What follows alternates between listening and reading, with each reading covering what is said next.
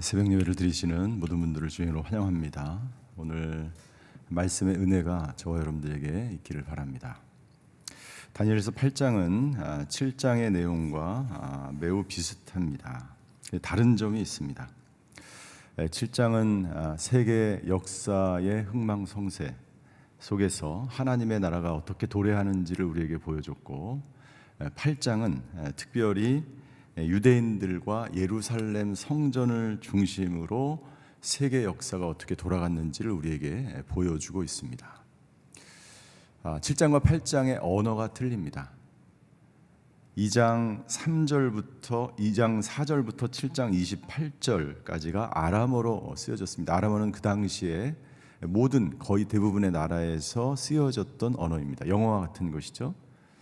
그리고 1장부터 2장 3절까지, 그리고 오늘 저희가 읽은 8장부터 마지막 12장까지는 히브리어로 기록되어 있습니다. 그러니까 이 8장부터 마지막 장까지는 특별히 이스라엘의 역사와 예루살렘 성전으로 전개된 이 세상 나라 역사를 히브리인들에게 말씀하시는 내용으로 볼 수 있는 것이죠. 8장은 또한 7장과 구조가 비슷합니다. 7장처럼 두 가지 환상이 추가로 보여지고 있고, 세 번째 환상이 순양과 순염소의 환상이고, 네 번째 환상은 한 작은 뿔의 환상입니다.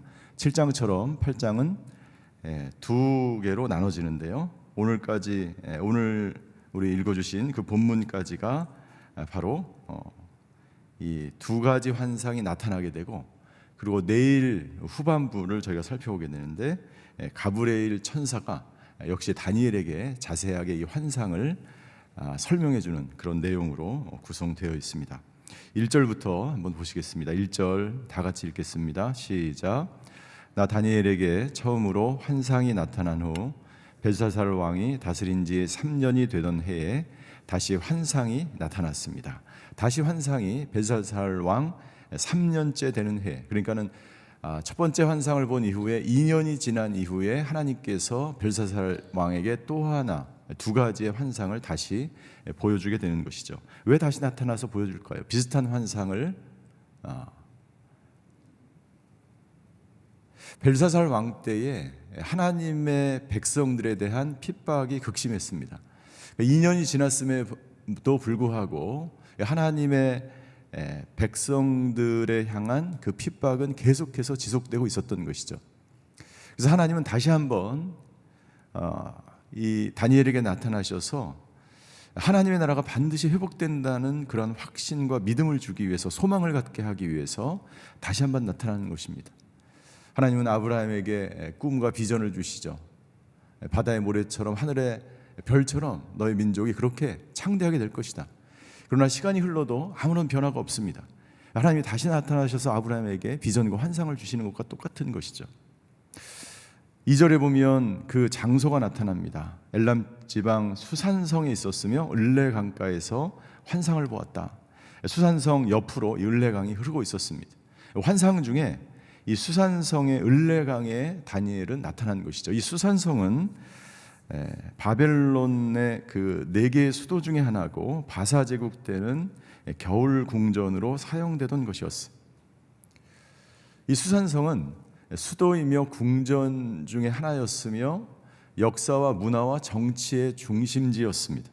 거기에는 함무라비 법전의 사본을 포함한 고대 바벨론의 문서들이 보관되어 있던 문서 보관도도 있었던 거예요. 역사적으로 굉장히 유서가 깊었을 뿐만 아니라 정치, 경제, 문화의 중심지 속으로 하나님이 다니엘을 데려다 놓으시고 반드시 이 역사와 중심 속에서 내가 이 민족을 다시 회복시킬 것이고 하나님의 나라를 이 역사의 중심 속에서 세울 것이라는 것을 분명하게 두 눈으로 다니엘에게 보여주고 있는 것입니다.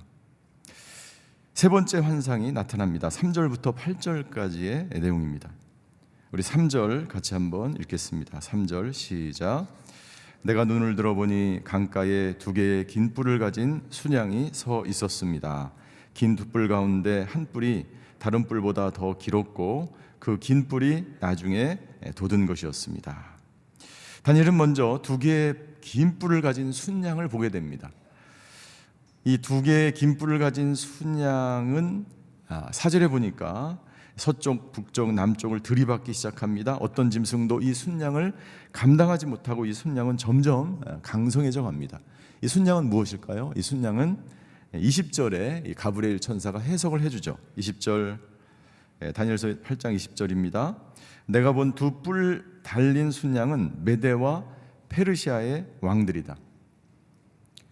성경에서 짐승은 나라이고 뿔은 왕을 나타내는 것입니다. 상징하는 거죠. 자, 분명하게 천사가 이야기해 줍니다. 메대와 페르시아의 왕들이다.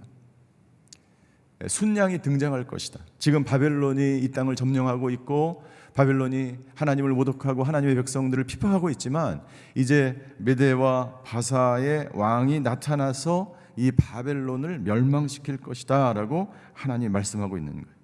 이 메대와 바사는 2장에 보면 느부갓네살 꿈에서는 은으로 된 팔과 가슴으로 표현되어 있고 7장에서는 갈빗뼈 3대를 입에 물고 있는 곰으로 나타나고 있죠. 그리고 오늘 저희가 읽은 8장에는 순양으로 나타나고 있습니다. 자, 저희가 곰에 대해서 7장에서 살펴본 것처럼 이 8장에서는 이 순양이 서쪽, 북쪽, 남쪽으로 돌아다니면서 자기의 영토를 확장하는 탐욕스러운 모습을 곰처럼 보여주고 있는 거예요. 하나님의 나라에서는 이 탐욕이 전혀 무가치하고 소용이 없습니다. 탐욕은 오히려 그 사람을 멸망시킬 뿐이에요. 메대와 페르시아도 탐욕스럽게 사방에 흩어져서 나라를 정복하지만 결국 그 탐욕으로 인하여 멸망에 이르게 됩니다. 5절 순양을 물리치는 숫염소가 등장합니다. 5절을 제가 읽겠습니다. 내가 이 생각에 이 환상에 빠져 있는 가운데 갑자기 순염소 한 마리가 서쪽에서 나와서 땅을 디디지도 않고 온 세상을 누비고 다녔습니다. 그 순염소의 두 눈 사이에는 눈에 띄게 큰 뿔이 하나 나와 있어. 뿔은 왕이라 그랬죠. 짐승은 나라입니다. 이 순염소는 어떤 나라입니까? 헬라이고 큰 뿔은 말로 알렉산더 대왕을 가리키는 거죠. 6절부터 7절까지 보면 순염소는 순양을 공격하여 순양의 두 뿔을 부러뜨렸어요. 이 두 뿔은 바로 메대와 바사 연합국을 말하는 거죠. 나중에 바사가 이 메대를 이렇게 같이 함께 해서 페르시아 왕국을 만들죠. 근데 이 두 뿔이 연합국이 바로 헬라에 의해서 멸망당하게 되죠. 8절 순염소는 점점 강해졌습니다. 힘이 세질 대로 세졌지만 어떻게 됐습니까? 8절 그 큰 뿔이 부러졌다는. 알렉산더 대왕도 12년 동안 정복 전쟁을 펼쳤지만 결국에는 33살에 요절하고 맙니다. 그 알렉산더 대왕이 어떻게 죽었는지는 역사적으로 잘 알려져 있지 않죠. 그런데 그 죽은 이후에 알렉산더 대왕이 죽은 이후에 8절 후반절에 보십시오. 그리고 그 자리에 뚜렷한 4개의 뿔이 돋아서 4방향으로 자랐다라고 얘기해요. 우리가 7장에서 살펴본 것처럼 알렉산더 대왕 이후에 이 헬라는 4개의 나라로 흩어져서 왕조를 이루는데 그 4개의 왕조는 바로 알렉산더 대왕의 4개의 장군, 4명의 장군이라고 말씀을 드렸어요. 시리아를 다스린 셀루쿠스 왕조를 이루게 되죠. 애굽을 차지한 톨레미. 이 톨레미는 애굽 그 전체 에디오피아까지 전체를 이 나라를 차지하게 되는데 이 톨레미 왕조를 이루게 됩니다. 마케도니아를 차지한 카산드로스, 비두니아를 차지한 리시마커스. 그런데 중요하게 제가 말씀드린 이 시리아를 다스린 이 셀루쿠스 왕조가 9절부터 시작되는 4번째 환상에 나타나기 시작합니다. 9절부터 14절까지가 바로 4번째 환상입니다. 9절 우리 같이 한번 읽습니다. 9절 시작. 그 가운데 한 뿔에서 또 작은 뿔 하나가 돋아서 남쪽과 동쪽과 영광스러운 땅을 향해 매우 크게 자랐습니다. 이 영광스러운 땅은 어디일까요? 팔레스타인, 하나님의 예루살렘 성전이 있는 그 예루살렘 땅을 말하는 거죠. 그 가운데 한 뿔에서 또 작은 뿔 하나가 돋았다라고 말했어요.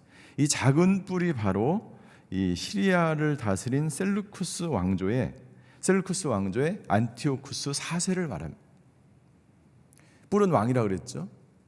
이 작은 뿔, 이 시리아의 셀루쿠스 왕조 이 가운데 한 뿔이 바로 셀루쿠스 왕을 말하는 것이고, 또 하나의 작은 뿔이 나타나는데 이 셀루쿠스 왕조의 8번째 왕인 안티오쿠스 4세를 말하는 것입니다. 근데 이 4세가 바로 하나님의 나라를 모독하기 시작합니다. 이 사람의 이름은 에피파네스예요. 에피파네스는 자기 스스로 지은 이름이에요. 그 이름은 뭐냐면 자기가 스스로 지었는데 신의 현현이라고 자기 이름을 짓는 거예요. 자기 스스로를 신격화시키는 거예요. 교만이죠. 위키백과사전을 제가 보니까 거기에 이 안티오쿠스 4세를 이렇게 표현하고 있습니다. 비천한 왕이고 뻔뻔하고 속임수에 능한 왕이며 적그리스도의 예표라고 기록되어 있어요.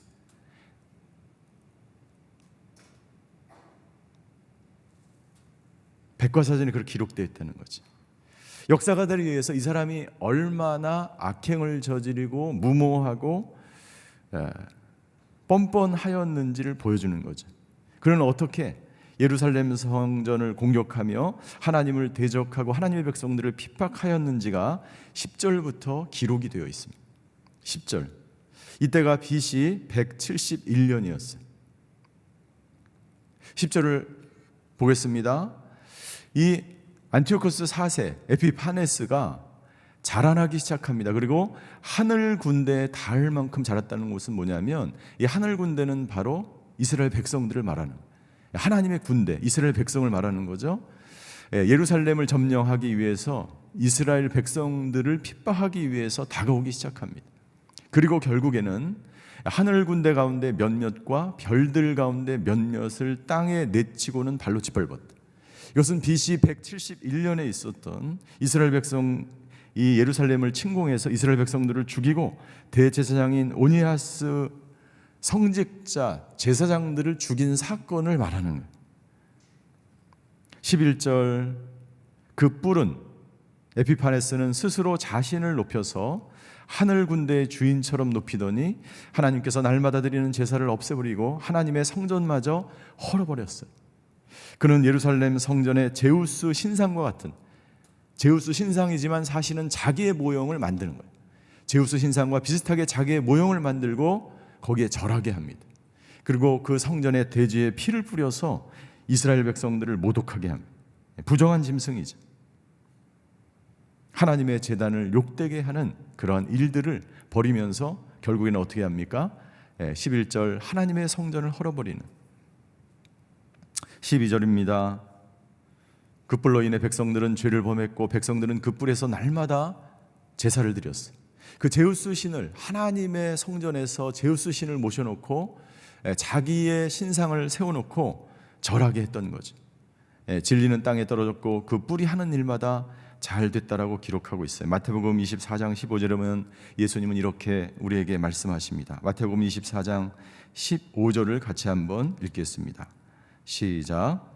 예언자 다니엘을 통해 예언된 멸망의 가증한 상징물이 거룩한 곳에 서 있는 것을 보면, 읽는 사람들이 이것을 깨달으라. 말세에 일어난 일을 예수님이 말씀하시는 거예요. 멸망의 가증한 것, 하나님을 모독하고 하나님의 성전을 회파하고 하나님의 백성들을 핍박하는 이 놀라운 사실들, 적그리스도에 의해서 나타나고 있는, 자행되고 있는 이 일들이 일어나면 하나님의 때가 임할 것이라는 것을 예수님이 말씀하고 있는 거죠. 사도 바울은 데살로니가 후서 2장 4절에 이렇게 증거합니다. 제가 읽겠습니다. 데살로니가 후서 2장 4절.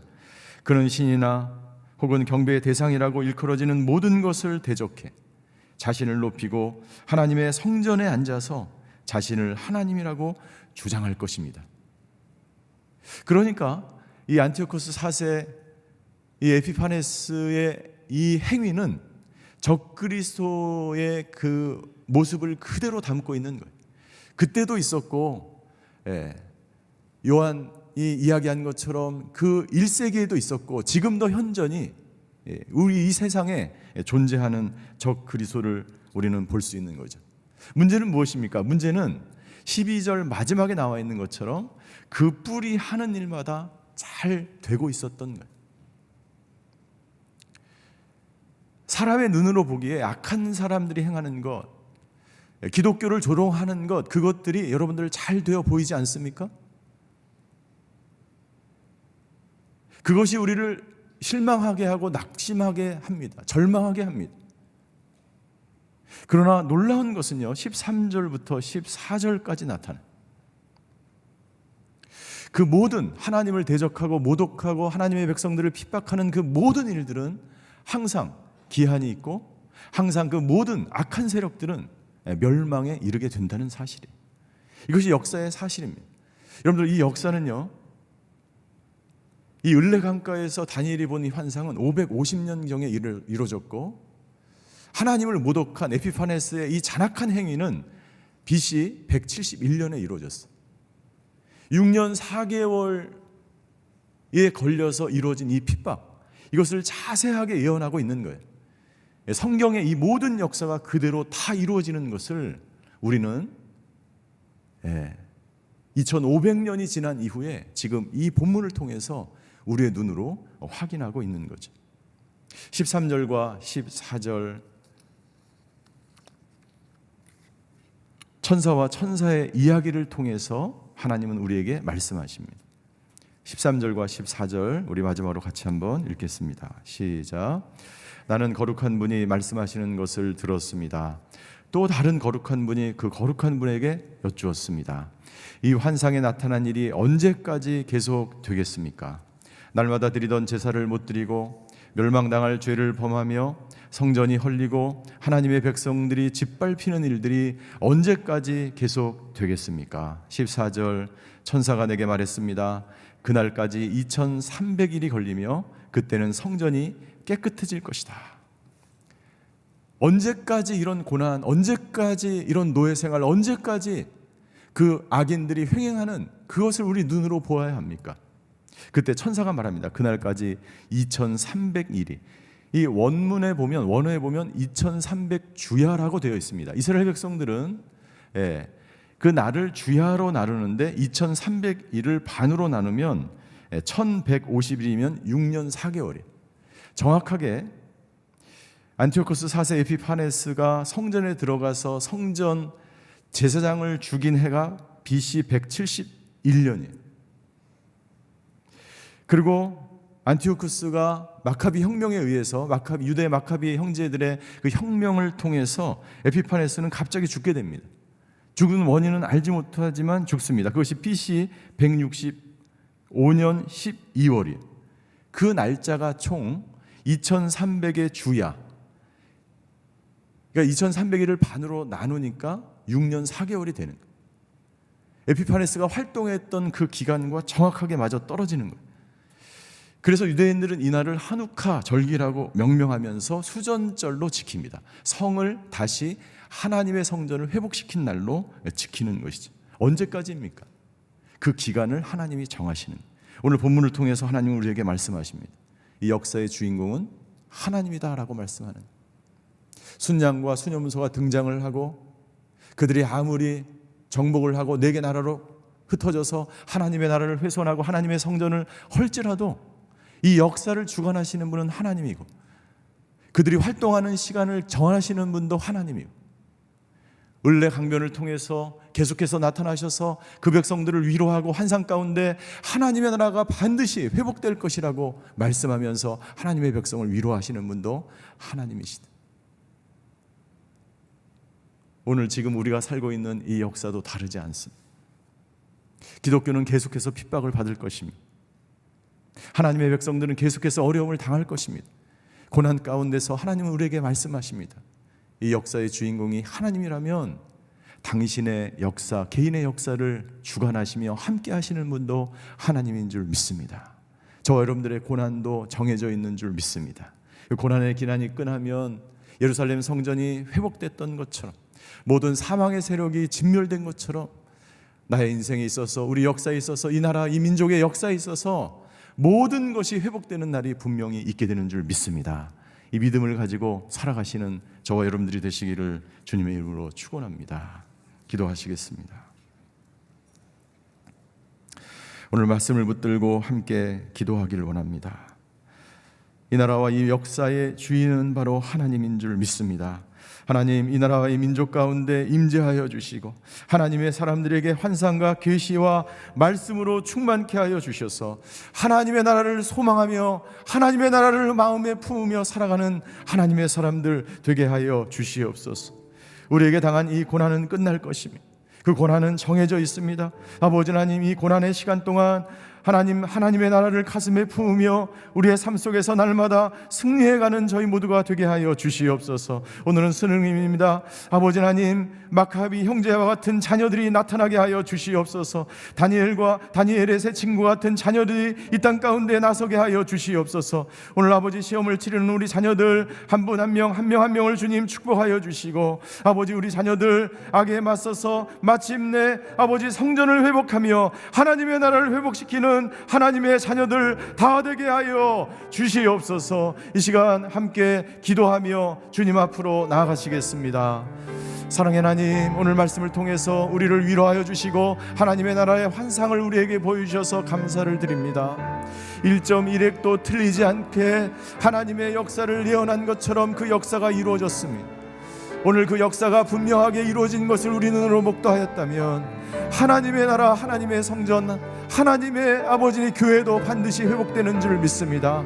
교회가 핍박을 당하고 기독교가 모욕을 당하고 하나님의 백성들이 핍박을 당하는 이 나라, 이 민족 가운데 아버지 하나님 임재하여 주시옵소서. 고난의 때에 하나님의 백성들이 아버지 하나님 주여 말씀을 붙들고 믿음을 붙들고 복음 가운데 하나님의 나라를 세워가게 하여 주시고, 아버지 하나님 주여 우리가 하나님의 말씀을 붙들고 다니엘처럼 아버지 하나님 환상과 계시와 꿈과 비전을 바라보며 살아가게 하여 주시옵소서. 하늘 소망을 바라보며 살아가게 하여 주시옵소서. 이 나라의 민족을 긍휼히 여겨주시며 이 나라의 민족 가운데 주여 역사하여 주셔서 다니엘에게 보셨던 그 환상을 하나님의 사람, 기도하는 사람에게 보여주시고 소망을 갖게 하여 주시고 꿈을 갖게 하여 주셔서 이 나라 가운데 모든 우상과 아버지 모든 적그리스도의 세력들과 모든 사상과 이데올로기와 모든 아버지 하나님 주여 더러운 것들이 아버지 이 땅 가운데서 떠나갈지어다. 아버지 오늘 수능일입니다. 우리 자녀들을 기억하여 주시고 축복하여 주시고 오늘 아버지 안전하게 아버지 시험을 마지막까지 잘 풀을 수 있도록 우리 학생들을 축복하여 주시고 아버지 하나님 공부한 것을 통해서 아버지 하나님 다니엘과 같은 사람들, 여호수아 같은 세대, 새벽 이슬과 같은 하나님의 사람들이 나타나 이 나라를 새롭게 하며 성전을 새롭게 하며 하나님의 나라를 세워가는 하나님의 자녀들 나타날 수 있도록 주여 아버지 하나님 역사하여 주시옵소서. 사랑의 하나님, 오늘 수능일입니다. 주여 시험을 치르는 우리 모든 자녀들을 축복하여 주시옵소서. 안전하게 시험 끝날 때까지 주님 천군 천사로 함께하여 주시고 오늘 시험 보는 모든 자녀들 주님께서 아버지 눈동자처럼 지켜주셔서 이 세상 나라 속에서 하나님의 나라를 세워가며 성전을 새롭게 하며 교회를 다시 부흥케 하는 하나님의 자녀들 될 수 있도록 주여 역사하여 주시옵소서. 이 나라의 민족 가운데 주님 기름 부어주시고 아버지 하나님 기도하는 사람들에게, 예배드리는 사람들에게 환상과 꿈과 비전을 보여주셔서 다니엘처럼 아버지 하나님 이 땅 가운데 하늘 소망을 품고 오늘 하루도 승리하는 하루가 되게 하여 주시옵소서. 지금은 우리 주 예수 그리스도의 은혜와 하나님의 극진하신 사랑과 성령님의 감화 교통하심의 역사가 오늘 다니엘의 환상 가운데 보여준 이 하나님 나라의 그 놀라운 비전과 꿈을 가지며 오늘도 나에게 주어진 길을 믿음으로 진리 가운데 살아가기로 결단하는 오늘 예배드리시는 모든 성도분들 머리 위에, 그의 가정과 자녀와 일터 위에, 모든 수능생들과 이 나라와 민족 선교사님들 위에 이제로부터 영원히 함께 계시기를 간절히 축원하옵나이다. 아멘.